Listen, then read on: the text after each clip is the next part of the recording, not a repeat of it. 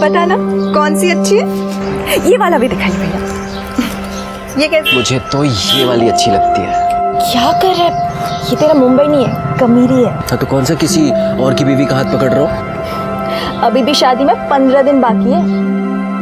15 दिन? चलना भाग के शादी कर लेते हैं। तू भी ना? चलना चलना। अरे ये देखा, सुशील शहर से नई बाइक ले आया।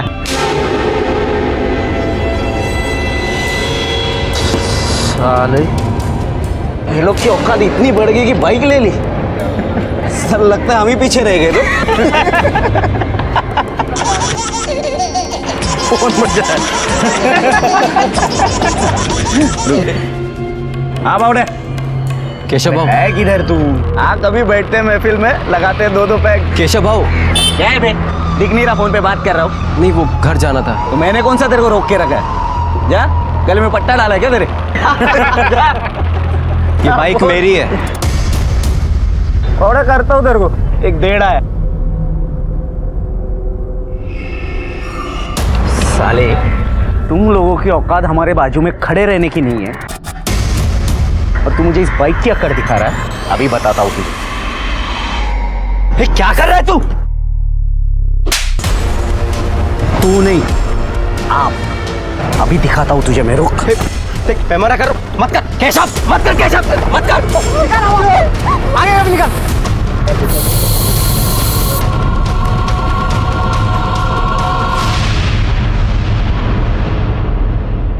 कभी कभी इंसान ऊंच नीच की बेड़ियों में इतना जकड़ जाता है कि इंसानियत का ही दम घुट जाता है। नमस्कार, मैं senior inspector Rajesh Yadav crime petrol Dastak के आज के इस भाग में आप सबका स्वागत करता हूं। आज मैं आपको उस केस के बारे में बताने जा रहा हूं जो 1.5 साल पहले मेरे सामने आया था, जब मैं जड़गांव महाराष्ट्र के कामेरी पुलिस स्टेशन में पोस्टेड था।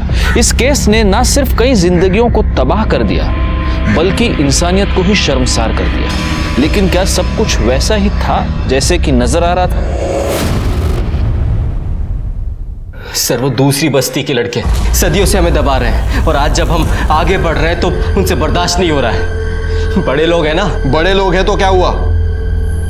देखो तुम परेशान मत हो, इनको ना मैं देखता हूं।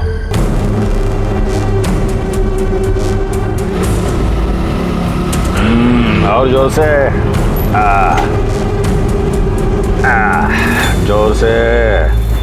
हाँ, कैसे हो? आज इस घर का रास्ता भूल गए? गजानन भाऊ, आज केशव ने सुशील के साथ मार्केट में मारपीट की। कंप्लेंट लिखवाने थाने आया था वो।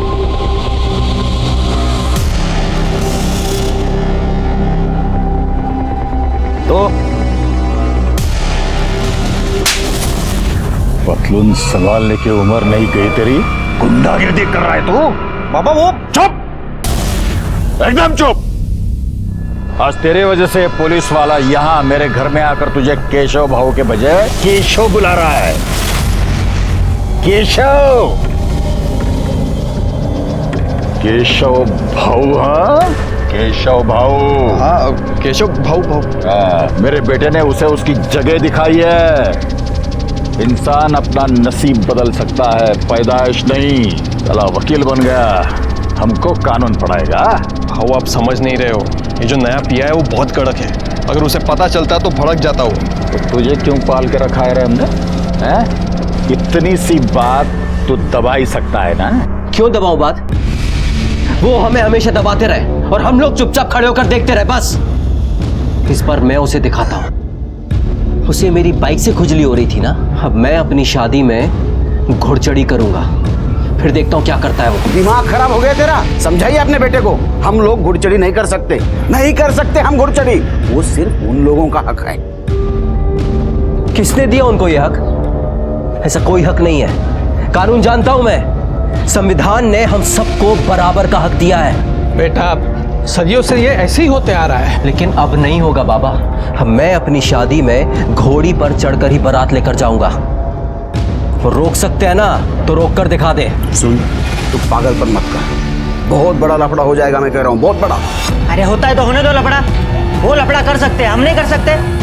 भाई तू घोड़ी चढ़, और जो तूने इस बार घोड़ी चढ़ी ना, तो आई शपथ हम सब भी अपनी शादियों में घुड़चड़ी करेंगे। क्यों भाइयों?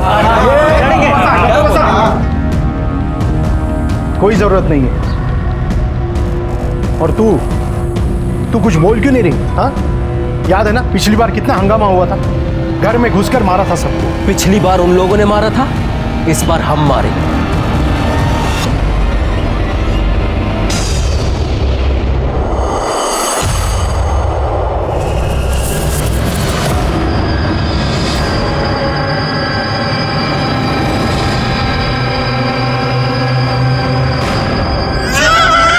यहाँ इतनी सुनसान जगह में गाड़ी क्यों रोकी है?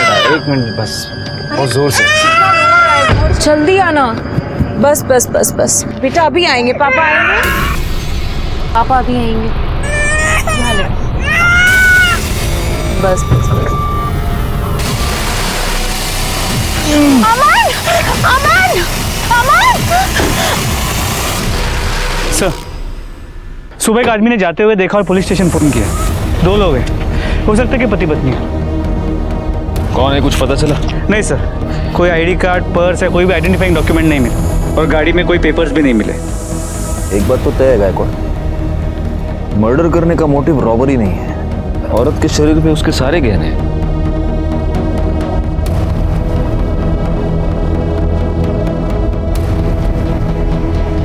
इस आदमी के गले में भी देखो, सोने की चेन वैसे की वैसी है। लगता है मर्डरर ये नहीं चाहता था कि हमें इनके आइडेंटिटी के बारे में बहुत आसानी से पता चले।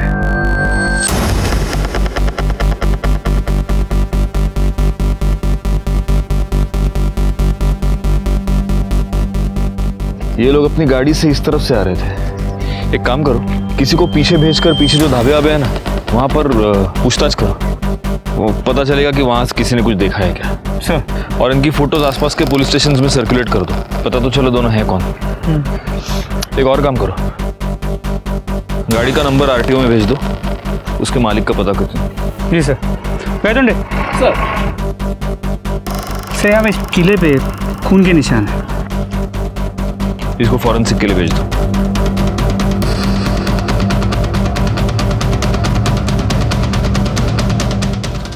देखो, जरा दरवाजा खोलना। उठा उसको।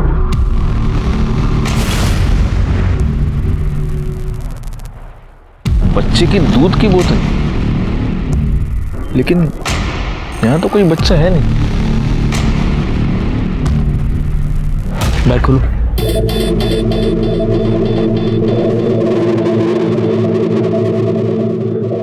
इसका मतलब इनके साथ डेफिनेटली कोई बच्चा था। लेकिन सर, यहाँ कोई बच्चा मिला तो नहीं है। हो सकता है कि इस बच्चे के लिए ही इस कपल का मर्डर हुआ हो, लेकिन इस तरह माँ बाप को मारकर उनका बच्चा कोई क्यों ले जाएगा?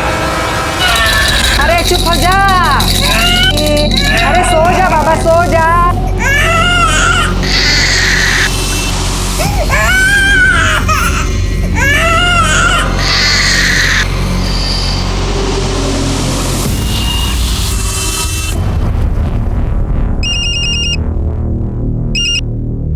हेलो हेलो पारुल, तुझे शादी करने की बड़ी जल्दी हो रही है ना?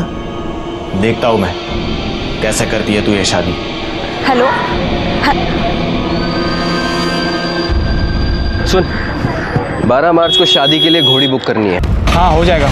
भाई एक बात बोलूं क्या? बोलना। वो पुलिस कंप्लेंट करके तुमने बहुत सही किया है। क्या खाक सही किया है? वो पुलिस वाला उस गजानंद का चमचा है। मैंने देखा उसको उसके घर। चल कुछ भी, मैं सही बात कर रहा हूँ मैं। तो क्या हुआ? वो एक अकेला पुलिस वाला है क्या इस पूरे गांव में? जो उसने कुछ नहीं किया ना, तुम उसके बड़े साहब से मिलोगे, समझा? अरे शोभा, तुम क्यों उस बच्चे के पीछे पड़ी रहती हो? हाँ, मुझे एक बात बताओ, हमारा बच्चा डॉक्टर नहीं बनेगा तो कोई आफत आने वाली है क्या? उसको जो करना है करने दो ना। हाँ, वो अच्छा इंसान बन जाए, यही बहुत है। चलो अब तुम रखो फोन, मैं काम में हूँ शोभा। सर, हाईवे पे जो बॉडीज मिली थी उनकी पोस्टमार्टम रिपोर्ट और फोरेंसिक रिपोर्ट। चाकू से औरत के पेट पे 4 बार वार किया गया था और आदमी को 2 बार। मतलब जिसने भी ये मर्डर किया है उसने गलती से या फिर डराने धमकाने के लिए वार नहीं किया है, जान लेने के मकसद से ही उसने वार किया है। हो सकता है वो बहुत गुस्से में हो या इन लोगों से बहुत नफरत करता हो। तो इसके अलावा उस कील पे जो खून मिला था उसका डीएनए दोनों विक्टिम से मैच नहीं करता और वो बच्चे का भी नहीं हो सकता बिकॉज डीएनए काफ़ी अलग है। तो हो सकता है वो कातिल का हो या उसके किसी साथी का। अच्छा, आसपास से कुछ पता चला? सर एक दुकान से उस आदमी ने पानी की बोतल ली थी, इससे ज़्यादा उसने कोई ध्यान नहीं दिया। और बच्चे के बारे में कुछ पता चला? नहीं सर। सर आरटीओ से उस कार के मालिक के बारे में पता चला है, कोई अमन शिंदे करके है। और हाँ, वो जलगांव का रहने वाला है और उसका नंबर भी मिला है। उस नंबर की सारी डिटेल्स निकालो, देखो वो किस किस के साथ टच में था, उसका कोई रिलेटिव है क्या? Yes sir. और गायकवाड़, देशमुख से एड्रेस ले लो और जलगांव जाकर पूछताछ करो। सर अब तू जरा काम वाम संभाल, आए गुंडा सर की लफड़ी करत फिर तो। हाँ बाबा। हाँ, वो अपनी ईट की भट्टी है ना, वहां जाके देख ले। चल ठीक है भाऊ, नमस्कार। हाँ नमस्कार। क्यों, किसकी याद तुझे आँख खींच के लाई? वो जरा बात करनी थी। हाँ तो करना है। अब क्या तेरे लिए चाय पानी मंगाओ तब करेगा बात? नहीं नहीं नहीं नहीं, उससे जरूरत नहीं है भाऊ। वो सुशील घुड़चड़ी की जिद कर रहा है। ये मैं होने नहीं दूंगा। जो वो गुड़चड़ी करेगा तो हमारे बच्चे क्या हवाई जहाज पर बारात ले जाएंगे? मना कर उसे, वरना बहुत पछताओगे।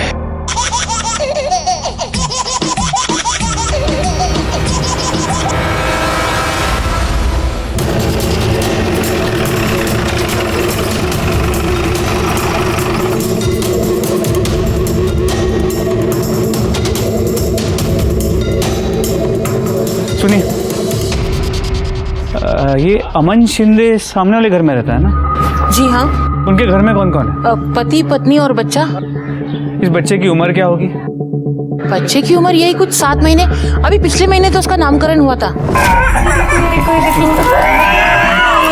इसका नाम ना कार्तिक होगा। मेरा किट्टू है ये।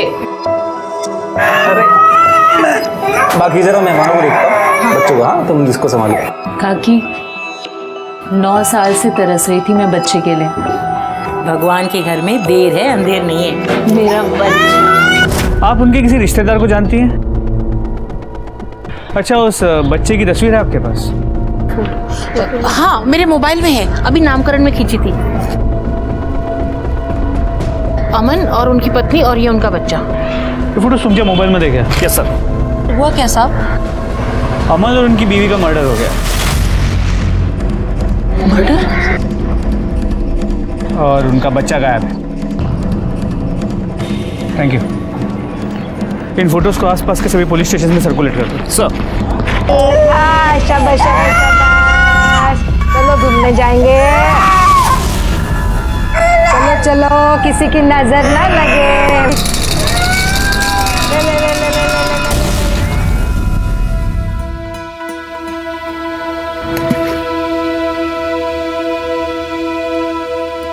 क्या हुआ? तू मुझे अच्छा लगता है। अच्छा, तू मेरे साथ 2 साल से है।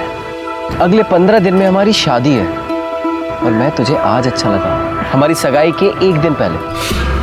तू तो मुझे रोज थोड़ा सा ज्यादा अच्छा लगने लगता है जब तू अपने हक के लिए लड़ता है। हमेशा ऐसे ही रहना मेरे एंग्री यंग मैन। किसका है? पता नहीं, ऐसे कोई परेशान कर रखा है। ला मैं बात करता हूँ, देखा था? जाने देना, मैं कोई अबला नारी उफ बेचारी टाइप से ही हूँ, खुद संभाल सकती हूँ। अच्छा।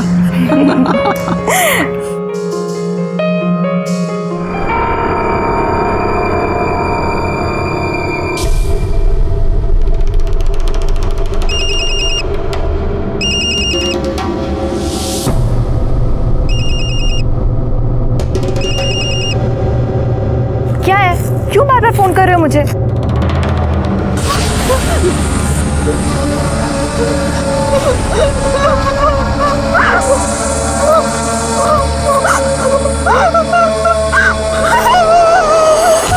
जब एक औरत के साथ बलात्कार होता है तब सिर्फ उसकी इज्जत नहीं लुटती बल्कि पूरे समाज की, पूरे देश की इज्जत लूटी जाती है। क्योंकि रेप जैसा अपराध हमें हमारे समाज का एक घिनौना चेहरा दिखाता है और हमसे ये सवाल पूछता है कि कब तक हमारे समाज में औरतों को ये भुगतना पड़ेगा। पारुल ने आखिर किसी का क्या बिगाड़ा था जो उसे इतनी बड़ी सजा मिली? वो आखिर किसके जिद का निशाना बन गई?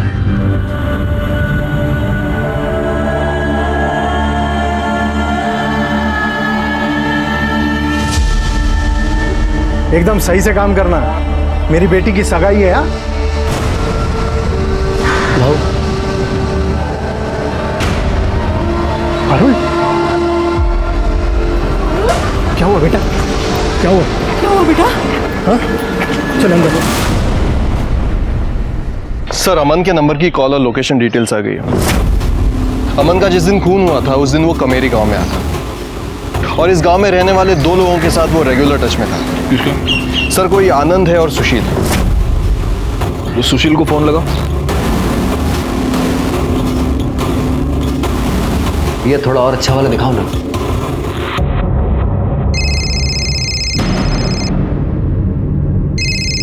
ये मोबाइल कंपनी वाले भी ना। काट दिया सर। वो दूसरा क्या? आनंद, उसको लगा।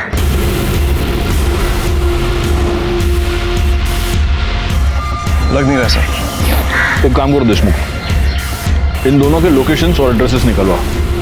और दूसरी बात, अमन और सुचित्रा दोनों के फोटोज गांव में सर्कुलेट करो।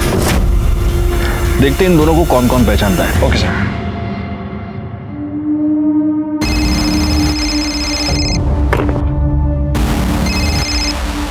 क्या हुआ रे? क्यों इतना फोन कर रहा है? भाऊ पारुल का हालत बहुत खराब है भाऊ, लवकर ये। क्या?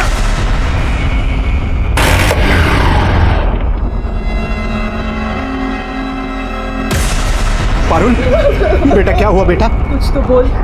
बता बता बेटा क्या हुआ? पारुल क्या हुआ? निकल यहाँ से, ये सब तेरी वजह से हुआ है। देखिए, मुझे पारुल से बात करने दीजिए प्लीज। अब मैं तेरे लायक नहीं हूँ, गलती हो गई हूँ मैं। तू पागल है क्या? तू मेरी है और मेरी रहेगी। किसी घटिया आदमी के हाथ लगाने से तू गंदी नहीं हो जाएगी। जिसने भी तेरे साथ ये किया है ना, उसे सजा दिलवा कर रहेगी। ये सब कुछ उस केशव ने ही किया है। अच्छा, इतने यकीन के साथ तू कैसे कह सकता है? क्योंकि पारुल ने उसके मोबाइल की रिंगटोन सुनी थी। अरे पर वैसी रिंगटोन हजारों लोगों के पास होगी। वैसी रिंगटोन सिर्फ उस कुत्ते की ही है। ऐसा कैसा? मतलब तू किसी के भी खिलाफ कंप्लेंट करके उसकी जिंदगी खराब करेगा? अरे आप कंप्लेन लिखिए ना। अरे तू बात कैसे कर रहा है? अरे आप कैसी बात कर रहे हैं? मैं आपसे कह रहा हूँ कंप्लेन लिखिए तो कंप्लेन लिखिए ना। पर ऐसे ही किसी के खिलाफ। अरे देशमुख, क्या झालं? सर, ये ऐसे किसी के भी खिलाफ अरे कंप्लेंट ऐसी कैसे? सर, मेरी मंगेतर सर, उस केशव ने इसके साथ रेप किया है और ये मेरी कंप्लेन नहीं लिख रहा है। आप मेरे केबिन में चलिए। सर, मी सुशील शिंदे आणि ही माझी होणारे बायको पारुल। सर, वो सरपंच के बेटे केशव ने इसके साथ रेप किया है सर। कब हुआ ये सब? 1 घंटा हुआ। तो तुम ये कह रही हो कि तुमने उसका चेहरा नहीं देखा? नहीं सर, मैंने नहीं देखा। तो तुम इतने कॉन्फिडेंस के साथ ये कैसे कह सकती हो कि वो केशव ही था? सर, उसका रिंगटोन, वैसा रिंगटोन उसका ही है, बच्चे के हंसने वाला। सर, कुछ दिन पहले केशव ने मेरे साथ मारपीट की थी। मैंने देशमुख साहब के पास कंप्लेंट भी लिखवाई थी, लेकिन इन्होंने कोई एक्शन नहीं लिया। सर, गलती इसी की है। जानता है घुड़चढ़ी नहीं कर सकता, फिर भी जबरदस्ती कर रही है। और इसलिए तुम बिना कोई एक्शन लिए चुपचाप बैठे रहे? सर, मैं वहां गया था लेकिन वहां कोई नहीं था। उस केस की पूरी रिपोर्ट चाहिए मुझे, समझे? और पारुल, डोंट वरी, तुम्हारे साथ जिसने भी ये किया है उसे सजा जरूर मिलेगी। तुम अभी अपना स्टेटमेंट लिखवाओ। आणि पाटिल मैडम, स्टेटमेंट के बाद इनको मेडिकल के लिए ले जाओ। 1 मिनट, सुशील, तुम्हारा पूरा नाम क्या बताया तुमने? सुशील शिंदे। सुशील शिंदे। तुम किसी अमन शिंदे को जानते हो सर, मेरे छोटे काका है। क्या हुआ सर? गायकवाड़, फोटो दिखाना।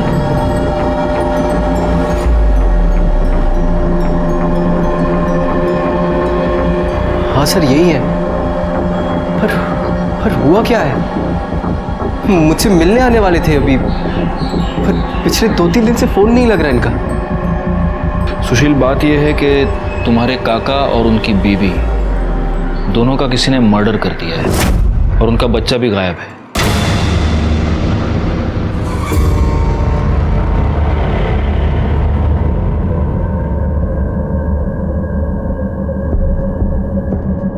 सुशील, तुम्हारा क्या अंदाजा है, कौन कर सकता है ये? कोई भी कर सकता है सर। बहुत बड़ा लफड़ा हुआ था। अमन काका को दूसरी बस्ती की एक लड़की सुचित्रा से प्यार हो गया था। यहाँ से जल्दी चलते हैं, बाबा हमारी शादी नहीं होने देंगे, प्लीज। तुझे कितने बार बोला सामने मत बैठ, हाँ? सामने देखो क्या है? आइंदा मैं लड़की से मिला ना तो जान से मार दूंगा। चल बाबा, अरे चल। लेकिन अमन काका पीछे नहीं हटे, अपने दोस्तों के साथ उस लड़की के घर पहुंच गए। पूरे गांव में मारपीट शुरू हो गई। पुलिस ने अमन काका को 6 महीने के लिए अंदर भी कर दिया। उधर सुचित्रा काकी के बाबा ने उनकी शादी दिलीप से तय कर दी थी। पुलिस ने काका को छोड़ तो दिया, लेकिन यहाँ से तड़ीपार कर दिया था। काका यहाँ से जाते जाते सुचित्रा काकी को अपने साथ भगा कर ले गए थे। किसी को नहीं पता था कि वो कहाँ है। अभी कुछ दिन पहले मुझे मुंबई में मिले, तभी से बातचीत शुरू हुई। तो इतने दिनों के बाद तुम्हारे काका यहाँ पर वापस क्यों आ रहे थे? मैंने बुलाया था सर। अरे तू शादी कर रहा है, बधाई हो हाँ। आप आएंगे ना काका? अरे मैं वहाँ कहाँ आऊँगा भाई, तेरे गाँव वालों ने तो मुझे पहले ही निकाल दिया था। और मेरा आशीर्वाद तेरे साथ है। हाँ सुन, सब अच्छा होगा। लग तो नहीं रहा। क्यों? मैं घुड़चढ़ी कर रहा हूँ। क्या घुड़चढ़ी? हाँ लेकिन वो सरपंच और उसका बेटा इसके खिलाफ है, लफड़ा तो होगा। तू चिंता मत कर। हाँ, ये सरपंच और उसके बेटे को मैं देख लूंगा। मैं आ रहा हूँ उनसे बात करने के लिए। उसके बाद फिर मेरी काका से बात नहीं हुई थी। तुम दोनों मिले थे? नहीं सर। ठीक है सुशील, तुम जा सकते हो। जी सर। गायकवाड़, हमें इस गजानन से मिलना पड़ेगा। और तुम देशमुख, हाँ सर। यहीं पर रुको और देखो उन दोनों के स्टेटमेंट ठीक से लिए है या नहीं। Yes sir.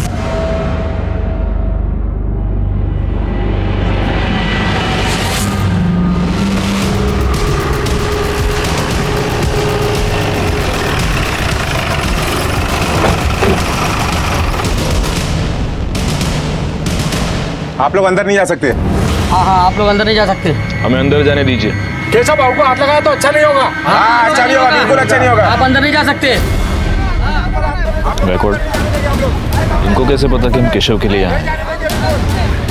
पुलिस स्टेशन वापस जाने के बाद देशमुख के कॉल रिकॉर्ड से बिल्कुल जाने नहीं देंगे अंदर। नहीं जाने देना है। देखो, वार्न कर रहा हूँ, हमको अंदर जाने दो वरना तुम्हारा उठना अटक में।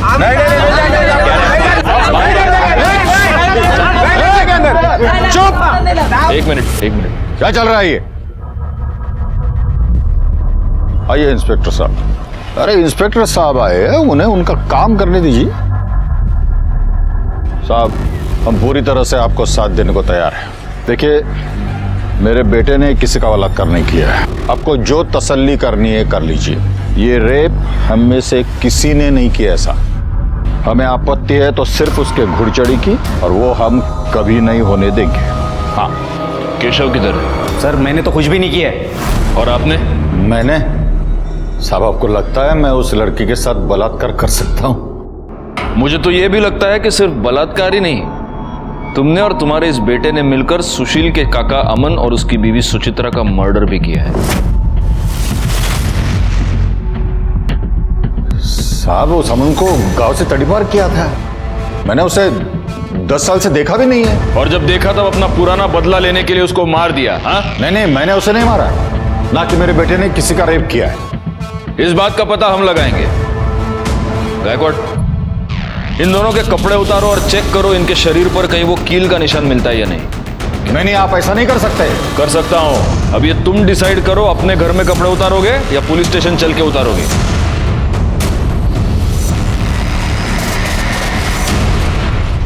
सर, बॉडी पे कोई इंजरी मार्क्स नहीं है। इकडे रे, नंबर सांग तुझा। 9। एक मिनिट, गायकवाड़ डायल करो। 9833242265। छोड़ूंगा नहीं मैं उसको। काळजी करू नकोस, सब ठीक हो जाए।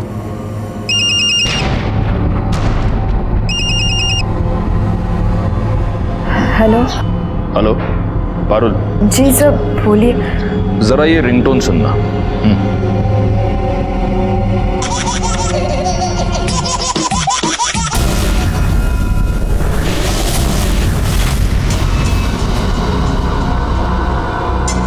यही था?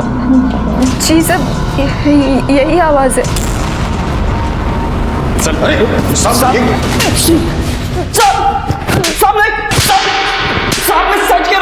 सच में कुछ नहीं किया साहब। अगर तूने कुछ नहीं किया है तो तूने अपने बॉडीगार्ड्स क्यों बुला रखे थे? घर के बाहर लोगों को इकट्ठा क्यों करके रखा था? साहब वो तो मुझे देशमुख साहब ने मैसेज करके बताया था कि आप लोगों को मुझ पर शक हो गया है। मैंने सोचा आप बेकार में मुझे उठाओगे और मारोगे, इसीलिए। मार तो तुझे अभी भी पड़ेगी। गायकवाड़ पड़ा। साहब मैं सच कह रहा हूँ, मैंने सच में कुछ नहीं किया। मुझे तो लगता है उस लड़की का रेप हुआ ही नहीं है, वो तो बस मुझे फंसाने के लिए झूठ बोल रही है। उस लड़की की कुछ दिनों में शादी होने वाली है, ऐसी लड़की तुझे फंसाने के लिए अपने ऊपर इतनी बड़ी बदनामी लेगी? अरे साहब वो लोग किसी भी हद तक गिर सकते। उस लड़के को वो घोड़ चढ़ी करनी थी करके बस मुझे और बाबा को अपने रास्ते से हटाने के लिए इतना गंदा इल्जाम लगाया हम लोग पे। आज सुबह से कहाँ था तू? घर पे। गायकवाड़ इसकी मोबाइल लोकेशन चेक करो और डीएनए टेस्ट करवाओ। और अगर डीएनए टेस्ट के बाद यह साबित हुआ कि तूने पारुल का रेप किया है तो मैं खुद तुझे इतना मारूंगा कि किसी लड़की को हाथ लगाना दूर देखना भी भूल जाएगा तू। गायतोंडे सर घेऊन जायला। Sir I am sorry and you are suspended.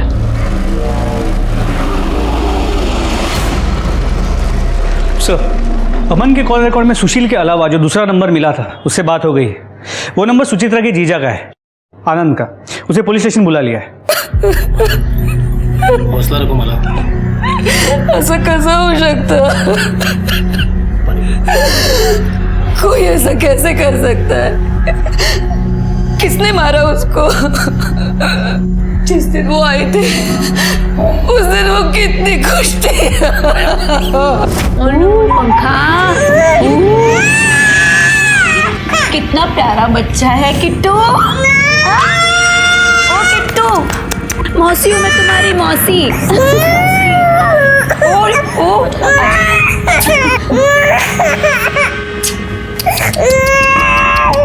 पापा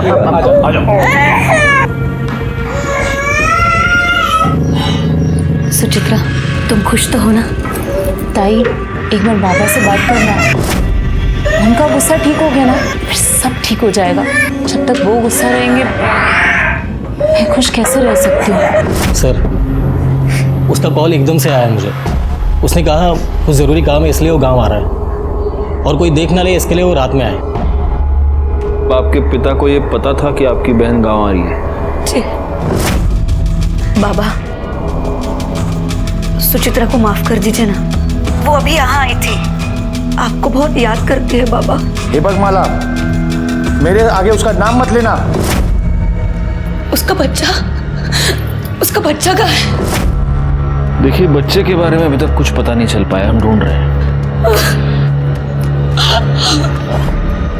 आपके पिताजी आपकी बहन की शादी के खिलाफ थे, तो क्या ये हो सकता है कि आपके पिताजी ने ही आपकी बहन को मरवाया?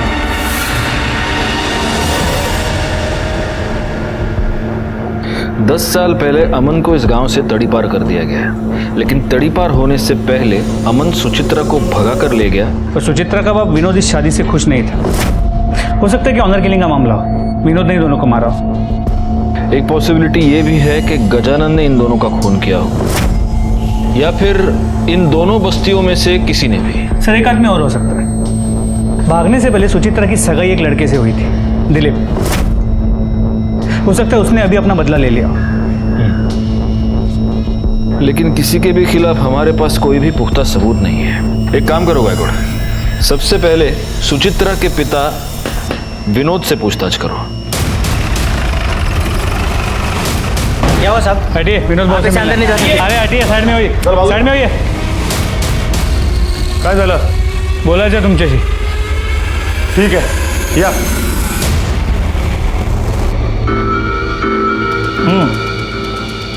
बोला। आप तो जानते ही होंगे सुचित्रा और अमन का मर्डर हो गया। इन लोग कौन है? सुचित्रा आपकी बेटी और अमन आपका दामाद। जिन लोगों को मैं जानता ही नहीं वो मेरी बेटी कैसी हुई? मुझे एक ही बेटी है और उसका नाम है माला। देखिए, माला ने हमें पहले ही बता दिया है। उस रात उसने आपको फ़ोन करके बता दिया था कि सुचित्रा यहाँ गांव में है। आप सुचित्रा से पहले से ही गुस्सा थे और आपने उसे मारकर अपना गुस्सा उतार दिया। एक मिनट, मुझे गुस्सा उतारने के लिए मेरे पास और भी बहुत सारे तरीके हैं। सुचित्रा मेरे लिए उसी दिन मर गई थी जिस दिन वो अमन के साथ में भाग गई। मैं क्यों मारूंगा उसे? उस रात माला का फ़ोन आने के बाद आपका घर पे था। देखिए, हमें शक है कि जिन लोगों ने अमन और सुचित्रा को मारा है उनकी बॉडी पे कील के खरोच का निशान है। हमें आपके बॉडी को चेक करना पड़ेगा। गायतोंडे सर, एक मिनट। आपके पास सर्च वारंट है? नहीं ना? जाइए, पहले सर्च वारंट लेके आइए, फिर आपको जो सर्चिंग करना है ना आप करिए। चुप चुप हो जा रे। अरे चुप। क्या है? दो दारू एक थैली दे। रुको इधर ही।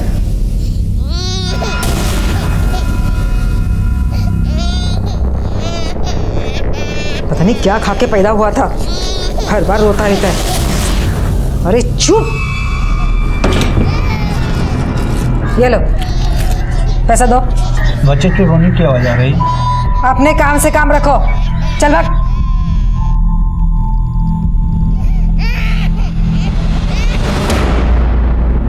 सर, मैं सुचित्रा के बाद विनोद से मिला। उसकी बातों से ऐसे लगा कि सुचित्रा से उसकी नाराजगी अब भी कम नहीं हुई। और सर, उसने अपनी बॉडी को चेक करवाने से भी मना कर दिया। ऐसे कैसे मना कर दिया? कोर्ट से ऑर्डर निकलो। सर, दिलीप आया। सुना है दिलीप कि तुम्हारी सुचित्रा के साथ शादी तय हुई थी। सर, क्या आप 10 साल पहले की बात कर रहे हो? सर, शादी होने वाली थी पर हुई नहीं। लड़की भाग गई सर। सर, मेरा इसमें कुछ भी लेना देना नहीं है। लेकिन हो सकता है कि इतने सालों के बाद सुचित्रा को गांव में देखकर तुम्हारे जख्म हरे हो गए हो और इसलिए तुमने उसका और उसके पति का मर्डर कर दिया।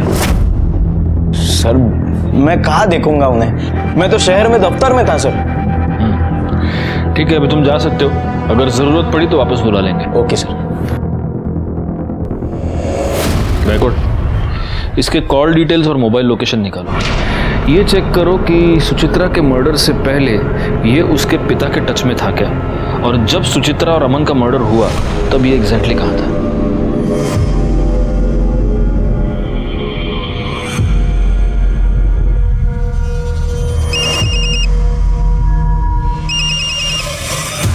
हेलो हेलो पारुल, बहुत बुरा हुआ रे तेरे साथ। अब तो वो सुशील भी तेरे से शादी नहीं करेगा। हाँ, लेकिन तू चिंता मत कर, मैं करेगा तेरे से शादी। कौन बोल रहे हो और क्यों कर रहे हो ऐसा? Hello hello.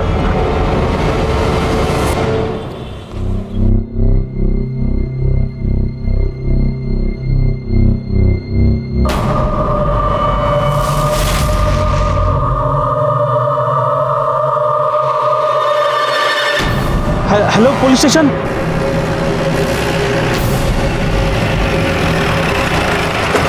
सर, मैंने आपको फ़ोन किया था। यहाँ एक बच्चे की लाश पड़ी है।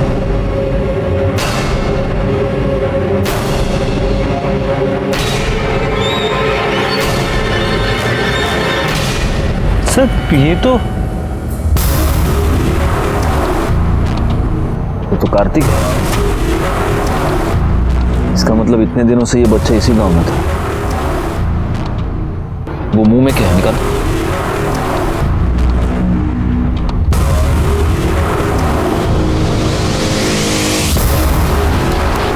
लगता है किसी ने ये कपड़ा इस बच्चे के मुंह में ठूंस दिया था, इसी से दम घुटकर उसकी मौत हुई है। एनीवे, इस कपड़े को फॉरेंसिक के लिए भेज दो और बच्चे की बॉडी को पोस्टमार्टम के लिए, और पोस्टमार्टम के बाद इसे माला को सौंप देना।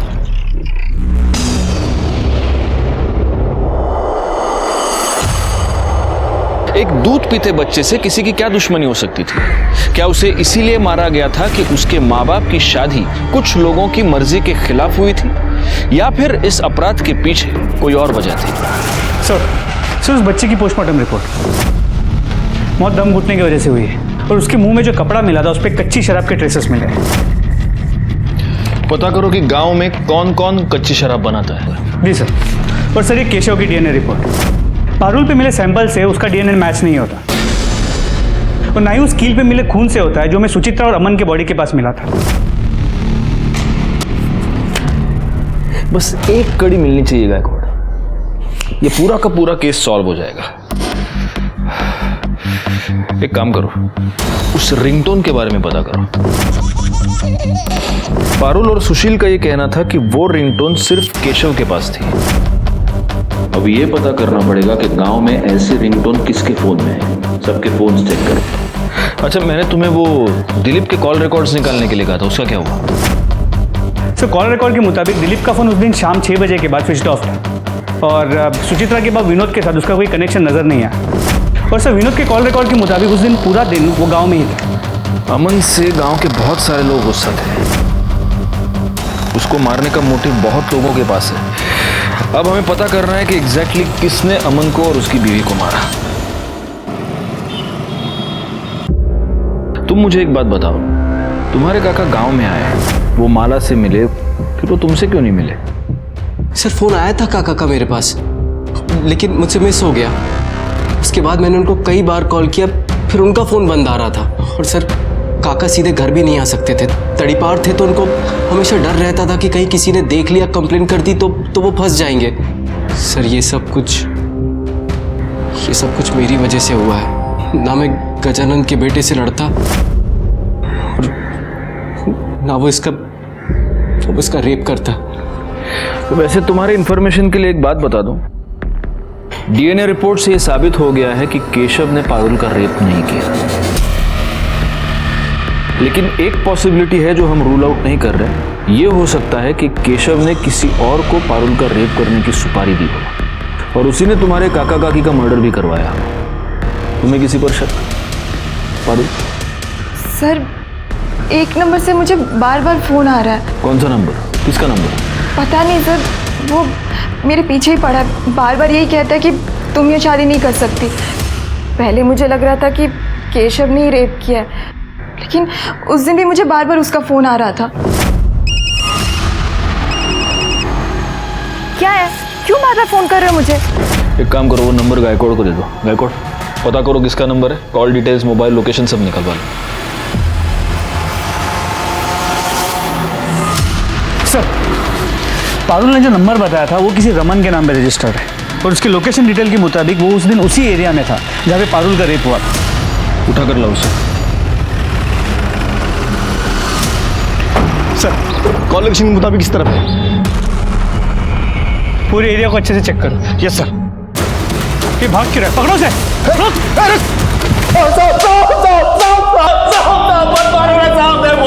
पारुल का रेप किया ना तूने? नहीं साहब, मैंने कुछ नहीं किया है साहब। लेकिन तेरी मोबाइल लोकेशन तो कुछ और ही बता रही है। साहब मैं उसके पीछे था उस दिन, लेकिन बस उसे तंग कर रहा था साहब, मैंने कुछ नहीं किया है साहब। फिर किसी के आने की आहट सुनाई दी और मैं निकल गया था वहां से।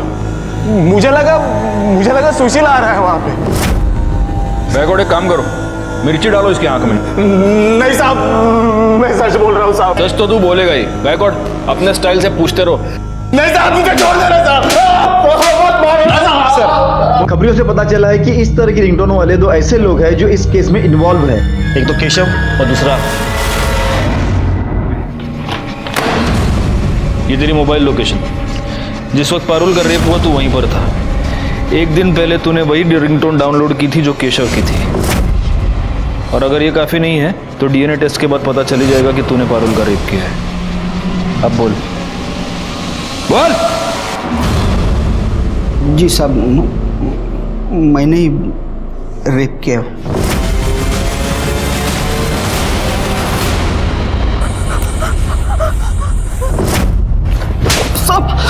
बोल क्यों किया रेप, बोल। सर वो सुशील और पारुल बहुत अकड़ है साहब, उन दोनों में बहुत अकड़ थी। 1 साल पहले की बात है, मैं खुद मेरे बेटे का रिश्ता लेके वहां गया था।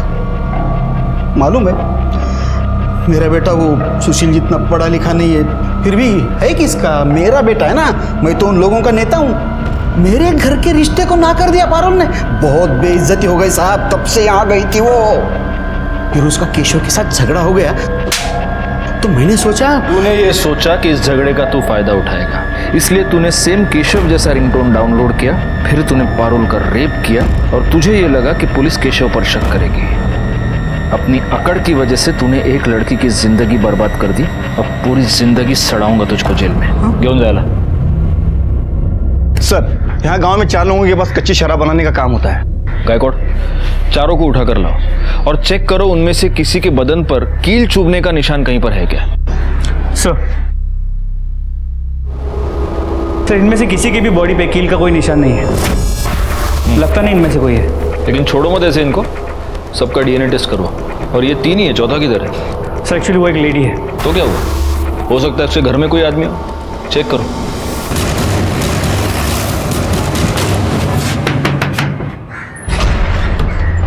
आपको हमारे साथ चलना होगा। क्यों, क्या किया क्या मैं? पाटिल मैडम, घेऊन चला ना। चल। नहीं मैंने कुछ नहीं किया है। मैं नहीं आऊंगी।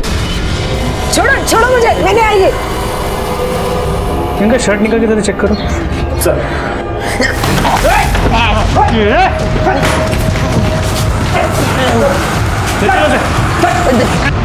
साहब, क्यों मारा उन दोनों को? बोल।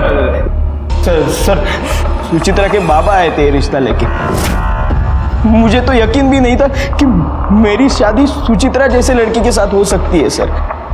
मैं प्यार करने लगा था उससे, पर वो मेरा दिल तोड़कर उस अमन के साथ भाग गई सर।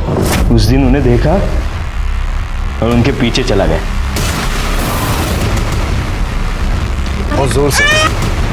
जल्दी आना बेटा, अभी आएंगे, पापा आएंगे। अभी आएंगे पापा। तुम? हाँ मैं।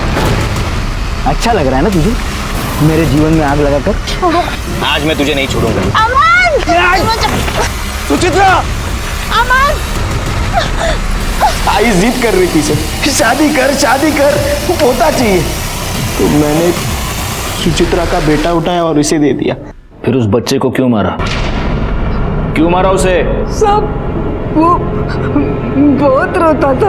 अरे चुप, बिल्कुल आवाज मत। इन दोनों के खिलाफ चार्जशीट फाइल करो।